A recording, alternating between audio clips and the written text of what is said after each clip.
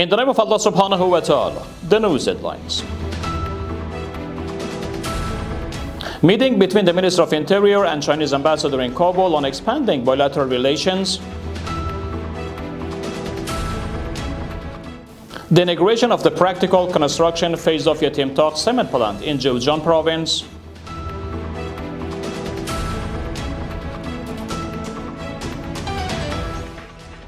And China moves to strengthening economic pressure tools against Washington. Welcome to the news package. It's Monday, the 10th of Zulqa'dah al-Haram 1447, the 7th of Sawr 1405, and the 27th of April 2026. The news details. Khalifa Sirajuddin Haqqani, the Minister of Interior, met with Zhao Xing, the Chinese ambassador in Kabul, to discuss the expansion of bilateral relations. According to Mufti Abdul Mati Qani, the spokesperson for the Minister of Interior, Khalifa Haqqani emphasized during the meeting that Afghanistan seeks overall stability and remains focused on resolving challenges and improving public welfare. Both sides also underscored the importance of China's efforts in addressing issues affecting countries across the region. The practical construction work of Yatim Taq cement plant in Zhejiang province has officially commenced in the presence of senior officials of the Islamic Emirate. The project valued $160 million and is expected to produce 3,000 tons of cement on a daily basis. It is anticipated to generate employment opportunities for approximately 5,000 people, both directly and indirectly.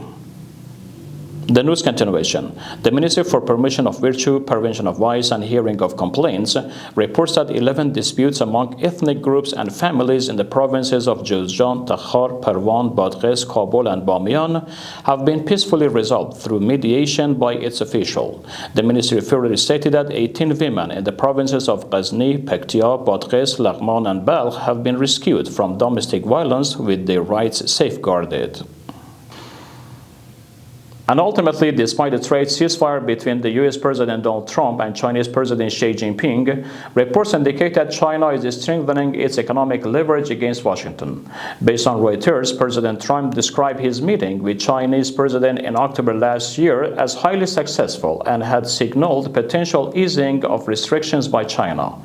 However, Beijing, while maintaining a caution tone, has simultaneously undertaken new measures to enhance its economic bargaining power.